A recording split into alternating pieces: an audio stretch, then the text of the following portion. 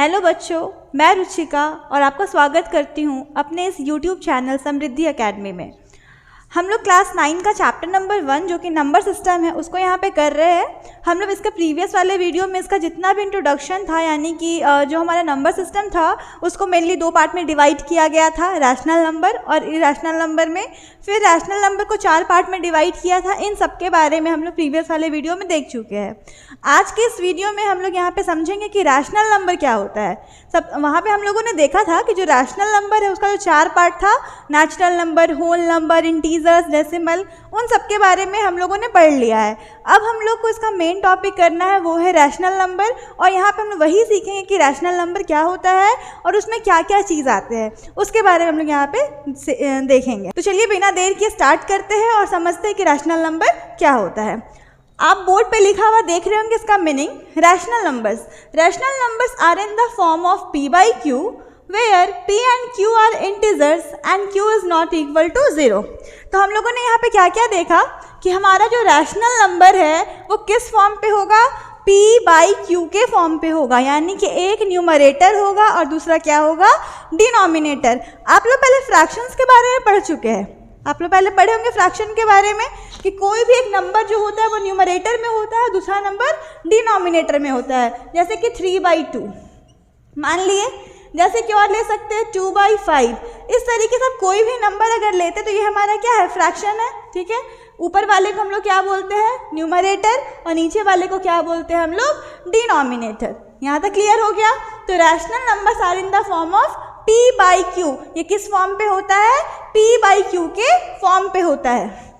आगे क्या है, where p and q are integers. यहाँ पे p और q क्या होते हैं, इंटीजर्स होते हैं। अब मैंने प्रीवियस वाले वीडियो में आपको ये बता दिया है कि इंटीजर्स क्या होता है, और आप लोग वहाँ पे देख भी चुके होंगे कि वो क्या होता है, इंटीजर्स।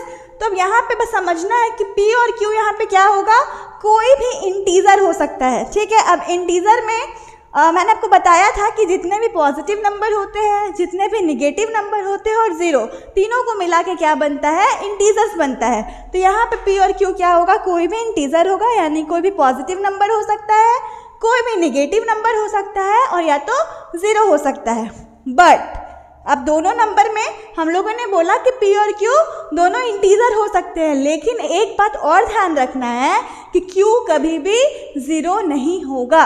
यानी जो हमारा p है, p यानी कि न्यूमरेटर है, वो ज़ीरो हो सकता है, लेकिन जो इसका डिनोमिनेटर है यानी कि q है वो कभी भी ज़ीरो नहीं होगा।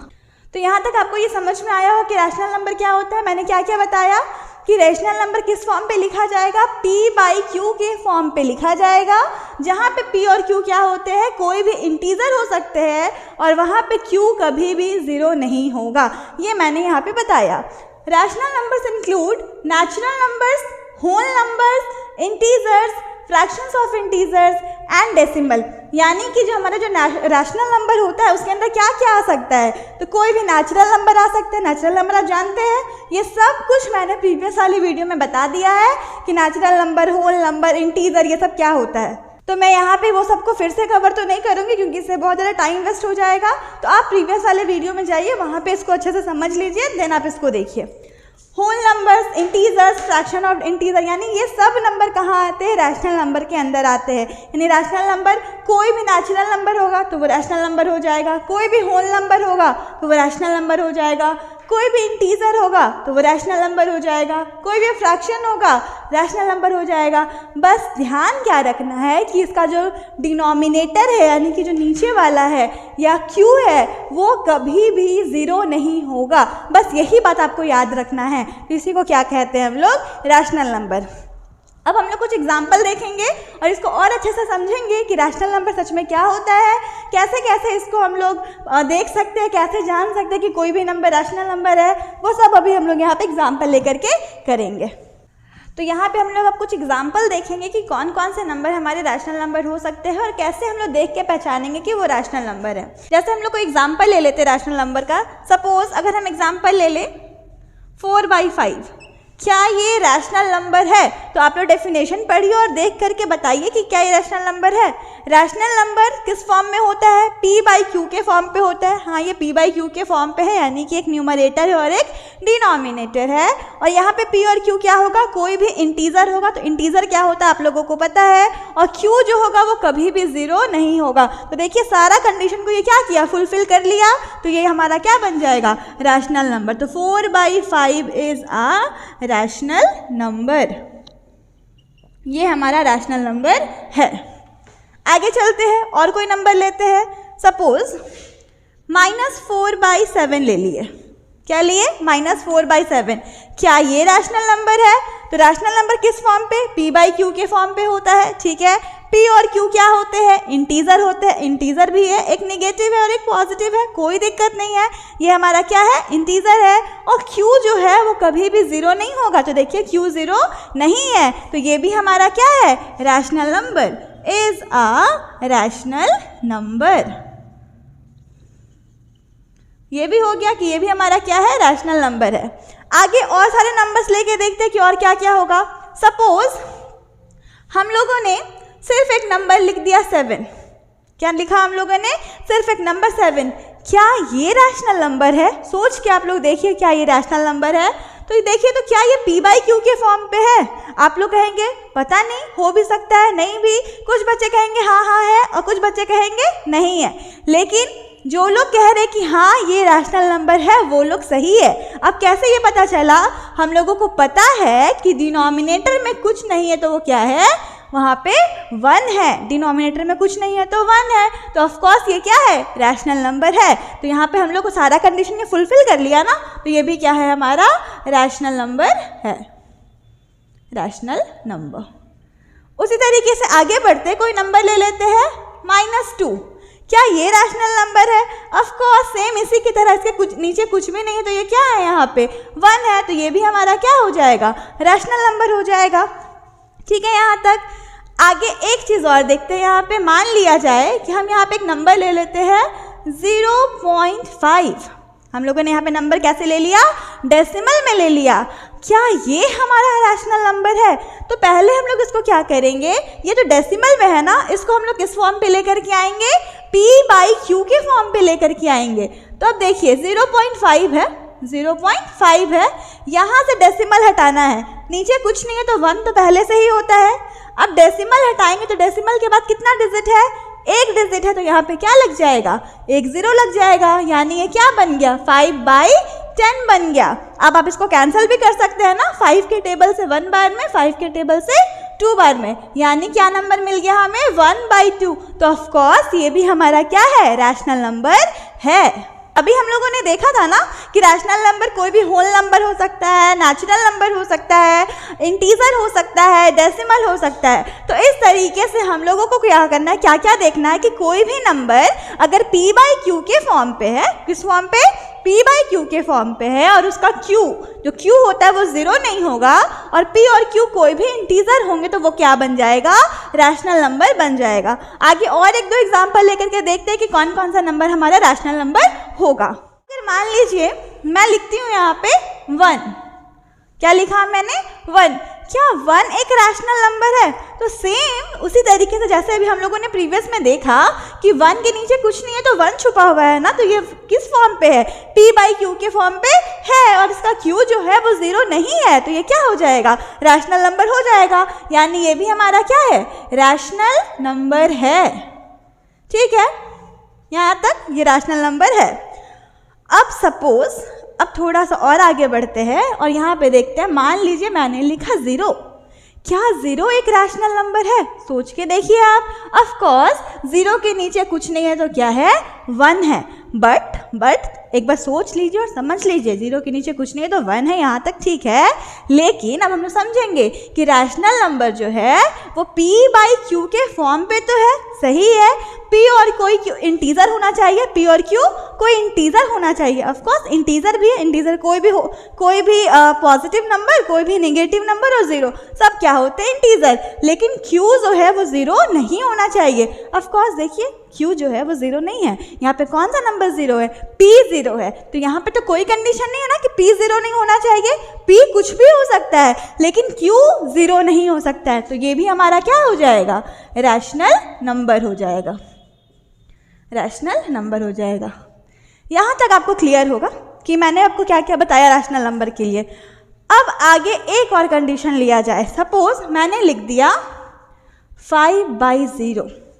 जैसे ही हम लोग लिखेंगे ना 5/0, आप देख के तुरंत आप बता देंगे कि नहीं ये रैशनल नंबर हो ही नहीं सकता है। आप तुरंत बोल दीजिएगा, हमको पता है, आप लोगों को भी पता है कि रैशनल नंबर नहीं है, और मुझे ये पता है कि आप लोग तुरंत जवाब दीजिएगा कि नहीं नहीं नहीं ये रैशनल नंबर नहीं है, क्योंकि हम लोगों ने पढ़ा था, अभी जस्ट पढ़ा था इसका मीनिंग कि क्या होता है, Q कभी भी 0 नहीं होता है। तो आप देख लीजिए Q यहाँ पे 0 है, इसलिए ये रैशनल नंबर कभी भी नहीं हो सकता है। तो ये हमारा रैशनल नंबर, सॉरी ये हमारा जो है वो रैशनल नंबर कभी भी नहीं होगा। ये हमारा यहाँ पे गलत हो गया। क्यों गलत हुआ, ये एक कंडीशन था P/Q के फॉर्म पे है, हाँ है, ठीक है। यहाँ पे P और Q को इंटीजर होगा, वो भी सही है, लेकिन अब तीसरा कंडीशन इसका देखें कि Q कभी भी 0 नहीं होगा, लेकिन Q यहाँ पे क्या हो गया, 0 हो गया, इसीलिए ये हमारा रैशनल नंबर नहीं होगा। आई होप आपको रैशनल नंबर में अब कभी भी कोई दिक्कत नहीं होगा कि रैशनल नंबर क्या होता है। कोई भी नंबर जो P/Q के फॉर्म पे हो, जहाँ पे P और Q क्या होगा, कोई भी इंटीजर होगा, और Q कभी भी 0 नहीं होगा, उसी को हम लोग क्या बोलते हैं, रैशनल नंबर कहते हैं। आई होप आपको अच्छे से सब कुछ समझ में आया होगा। अब आगे बढ़ते हैं और आगे का जो टॉपिक है उसको हम लोग यहाँ पे कवर करेंगे। आगे का नेक्स्ट टॉपिक है इक्विवेलेंट रेशनल नंबर। अब सबसे पहले इक्विवेलेंट जो वर्ड है उसका मीनिंग पहले समझते हैं, ठीक है। इक्विवेलेंट वर्ड जो है इसका मतलब होगा इक्वल। इक्विवेलेंट का क्या मतलब होगा, इक्वल। अब इक्वल का मतलब क्या होता है आप लोग जानते हैं, बराबर। इक्वल का मतलब क्या होता है, बराबर। यानी कोई भी रैशनल नंबर क्या होना चाहिए, इक्वल होना चाहिए। अब वो कैसे इक्वल होगा वही हम लोग को यहाँ पे समझना है। तो देखिए, When the न्यूमरेटर यानी कि जो रैशनल नंबर होता है वो P/Q के फॉर्म पे होता है, तो ऊपर वाले को क्या बोलते हैं, न्यूमरेटर, और नीचे वाले को क्या बोलते हैं, डिनोमिनेटर। तो when the न्यूमरेटर और denominator of a rational number is multiplied और divided by the same integer, ठीक है। जब आप किसी भी रैशनल नंबर के न्यूमरेटर को और डिनोमिनेटर को सेम नंबर से मल्टीप्लाई या फिर डिवाइड करते हैं तो we obtain equivalent rational number. तो हम लोग को क्या मिलेगा रिजल्ट में, इक्विवेलेंट रैशनल नंबर। अब आप लोग को लग रहा होगा कि आपने तो बस पढ़ के बता दिया, मुझे तो कुछ समझ में आया नहीं। अब मैं समझाती हूँ इसे अच्छे से, आपको अच्छे से ही क्लियर हो जाएगा।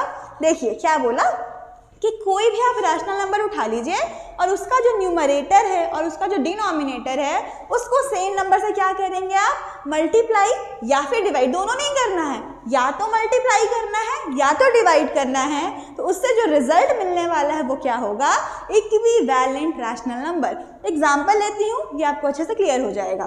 सपोज हम लोगों ने एक नंबर ले लिया 1/3। क्या ये रैशनल नंबर है, ऑफ कोर्स P/Q के फॉर्म पे है, Q इसका 0 नहीं है और P और Q क्या है, कोई इंटीजर है, तो हाँ ये रैशनल नंबर है। अब बोला कि इसका आप लोग क्या पता करिए, इक्विवेलेंट रैशनल नंबर। तो मैंने क्या लिखवाया मीनिंग में कि सेम नंबर से या तो मल्टीप्लाई कर दीजिए ऊपर नीचे, यानी कि न्यूमरेटर में भी और डिनोमिनेटर में भी, और या तो डिवाइड कर दीजिए। तो डिवाइड नहीं, यहाँ पे हम लोग क्या करेंगे, मल्टीप्लाई। मान लीजिए मैंने यहाँ पे 2 से मल्टीप्लाई किया, जब ऊपर 2 से किया है यानी कि न्यूमरेटर में, तो सेम नंबर से ही नीचे भी करना है, यानी यहाँ भी 2। अब देखिए तो सॉल्व करिए, 2 1 जा 2, 3 2 जा 6। अब हम कह सकते हैं कि जो 1/3 है ना वो किसके बराबर है, 2/6 के बराबर, यानी ये दोनों आपस में क्या है, इक्विवेलेंट रैशनल नंबर है। कैसे ये हुआ, अब देखिए जब इसको आप कैंसिल करिएगा, सपोज कैंसिल करना नहीं है क्योंकि इक्विवेलेंट तो बताना था, यही आंसर हो जाएगा, लेकिन मैं बता रही हूँ कि क्यों ये इक्विवेलेंट है। जब आप इसको कैंसिल करेंगे तो वापस से क्या आ जाएगा, 1/3 आ जाएगा, इसीलिए इसको क्या कहा जाता है, इक्विवेलेंट रैशनल नंबर। आगे और चलते हैं, जैसे कि 1/3 लिया, अब फिर से कोई भी नंबर आप उठा लीजिए। सपोज मैं 5 से कर रही हूँ, जब ऊपर 5 से होगा तो नीचे भी 5 से, इंटू करिए, 5 1 जा 5, 5 3 जा 15। तो मैं कह सकती हूँ कि 2/6 जो है वो किसके बराबर है, 5/15 के बराबर है।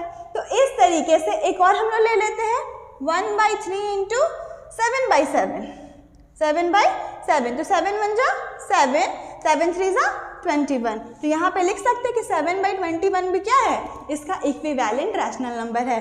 तो इस तरीके से जब आप किसी भी रैशनल नंबर के न्यूमरेटर में और डिनोमिनेटर में सेम नंबर से मल्टीप्लाई और डिवाइड करते हैं तो हम लोगों को जो रिजल्ट मिलता है उसी को क्या कहा जाता है, इक्विवेलेंट रैशनल नंबर कहा जाता है। तो इस तरीके से हम लोग यहाँ पे क्या समझे कि इक्विवेलेंट रैशनल नंबर क्या होता है। तो जब हम लोग किसी भी एक रैशनल नंबर में उसके न्यूमरेटर में और डिनोमिनेटर में सेम नंबर से या तो मल्टीप्लाई करेंगे या तो डिवाइड करेंगे तो हमें जो रिजल्ट मिलता है उसी को क्या कहा जाता है, इक्विवेलेंट रैशनल नंबर कहा जाता है। अब आप सोच रहे होंगे कि अच्छा आपने लिखा तो मल्टीप्लाई और डिवाइड दोनों है पर आपने तो मल्टीप्लाई वाला बताया, तो क्या दिक्कत है। जब बड़ा नंबर होगा, जब ऑलरेडी सपोज आपको ये नंबर दे दिया है, सपोज ऐसा मान लीजिए कि आपको ये नंबर दिया है और क्या बोला गया कि इसका एक इक्विवेलेंट रैशनल नंबर पता करिए, ठीक है। 2/6 का क्या पता करना है, एक इक्विवेलेंट रैशनल नंबर। तो आप चाहे तो इनटू भी कर सकते हैं, इसको दूसरे नंबर से इनटू भी कर सकते हैं, मल्टीप्लाई भी कर सकते हैं, चाहे तो आप डिवाइड भी तो कर सकते हैं। कैसे डिवाइड करिएगा, तो यहाँ पे अगर मैं चाह रही हूँ कि 2 से डिवाइड कर दूँ तो यहाँ पे भी किससे डिवाइड करना होगा, 2 से डिवाइड करना होगा। डिवाइड करिए, 2 को 2 से करेंगे तो 1 और 2 को 6 से करेंगे तो 3, मिल गया 1/3। आया समझ में कि अगर आपको कोई बड़ा नंबर होगा तो आप डिवाइड करके भी इक्विवेलेंट निकाल सकते हो और कोई छोटा नंबर होगा तो मल्टीप्लाई करके निकाल सकते हो। तो इस तरीके से आपका ये टॉपिक भी खत्म होता है, इक्विवेलेंट रैशनल नंबर। अब हम लोग आगे का जो टॉपिक है उसको यहाँ पे देखते हैं कि वो क्या है और उसको यहाँ पे कंप्लीट करेंगे। अभी अब हम लोग यहाँ पे देखेंगे नया टॉपिक, वो क्या है, नंबर लाइन। अब नंबर लाइन क्या होता है, a number line is a horizontal line. ये कैसा लाइन है, एक हॉरिजॉन्टल लाइन है that has equally spread number, जहाँ पे सारे नंबर जो है वो इक्वली क्या होते हैं, स्प्रेड होते हैं। इट कंसिस्ट रियल नंबर, इस पे सारे क्या नंबर होंगे, कौन से नंबर होंगे, रियल नंबर्स होंगे। अब देखिए इसको समझाती हूँ होता क्या है। एक हमारे पास क्या है, नंबर लाइन, आप जानते होंगे नंबर लाइन, इसके मिडिल में क्या होता है, 0 होता है, आपको पता है। उसके बाद यहाँ पे क्या होगा, 1 2 3 4, ठीक है। यहाँ पे क्या होगा, -1 -2 -3 और -4। इस तरीके से नंबर्स यहाँ पे प्रेजेंट होते हैं। अब ध्यान से यहाँ पे आपको समझना है कि जो सारे नंबर है वो धीरे धीरे क्या कर रहे हैं, इंक्रीज कर रहे हैं। अगर आप इसके RHS में जाएंगे, यानी कि राइट हैंड साइड में जाएंगे, किसमें जाएंगे, RHS यानी कि राइट हैंड साइड में जाएंगे तो नंबर हमेशा क्या करेगा, इंक्रीज करेगा। किस ऑर्डर में होगा, इंक्रीजिंग ऑर्डर में होगा। और वही अगर इसका उल्टा कर दे, आप किधर जाएंगे, LHS में जाएंगे, यानी कि लेफ्ट हैंड साइड की तरफ जाते जाएंगे तो नंबर क्या करेगा, डिक्रीज करेगा। नंबर क्या कर जाएगा, डिक्रीज कर जाएगा। ये बात समझ में आया। जब आप नंबर लाइन पे हमेशा राइट हैंड साइड में, यानी कि इसके बाद ये अगर आप इधर मूव करेंगे तो क्या होगा, नंबर इंक्रीज होगा। इधर मूव करेंगे तो नंबर क्या हो जाएगा, डिक्रीज हो जाएगा। ठीक है, ये हो गया। अब नंबर लाइन क्या था, एक हॉरिजॉन्टल लाइन है जहाँ पे सारे नंबर इक्वली क्या होते हैं, स्प्रेड होते हैं। और एक चीज़, इट कंसिस्ट रियल नंबर, इसके अंदर क्या होता है, रियल नंबर होता है। रियल नंबर आपको पता है जहाँ पे सारे रैशनल नंबर और इरैशनल नंबर दोनों को दिखाया जाता है, उसी को क्या कहा जाता है, रियल नंबर कहा जाता है। तो यहाँ पे हम लोग सारे रैशनल नंबर को भी दिखा सकते हैं और इरैशनल नंबर को भी दिखा सकते हैं। यानी ये जो हमारा नंबर लाइन है उसमें एक तरफ हम लोग क्या दिखा रहे हैं, पूरे के पूरे रैशनल नंबर भी दिखा सकते हैं और पूरे के पूरे इरैशनल नंबर को भी हम लोग यहाँ पे दिखा सकते हैं। अब आप पूछेंगे इरैशनल नंबर ये क्या होता है, तो इरैशनल नंबर बताती हूँ। यहाँ पे हम लोग जितने नंबर्स पढ़े हैं, आप हमें बहुत सारे नंबर पढ़े, इसके अलावा जिसको हम लोग डेली लाइफ में ज़्यादा यूज़ नहीं करते हैं वही क्या है, हमारा इरैशनल नंबर है। ठीक है, यानी कि अब देखिए शॉर्ट में मैं बता देती हूँ इरैशनल नंबर भी कि इरैशनल नंबर क्या होता है। उसके पहले आप नंबर लाइन क्लियर कर लीजिए, देन आपको मैं बताऊँगी कि इरैशनल नंबर क्या होता है। तो समझ में आ गया होगा नंबर लाइन आपको, जहाँ पे सारे रियल नंबर को एक लाइन पे दिखाया जाता है, एक नंबर लाइन पे दिखाया जा रहा है, वही हमारा क्या है, नंबर लाइन है। आया समझ में। अब आगे बढ़ते हैं हम लोग इरैशनल की तरफ और समझ लेते हैं कि इरैशनल नंबर क्या होता है। अब आगे हमारा यहाँ अगला टॉपिक है इरैशनल नंबर। अब समझना है कि इरैशनल नंबर क्या होता है। A number that can not be expressed as in form of p by q, ऐसा नंबर जिसको हम लोग किस फॉर्म पे नहीं लिख सकते हैं, p बाई क्यू के फॉर्म पे नहीं लिख सकते हैं, जहाँ पे p और q क्या है, इंटीजर है और q is not equal to 0। अगर यहाँ से कैन नॉट को हटा दिया जाए, कैन नॉट को अगर हटा दे तो ये किसका डेफिनेशन है, a number is expressed as in form of p by q and where p and q are integer and q is not equal to 0।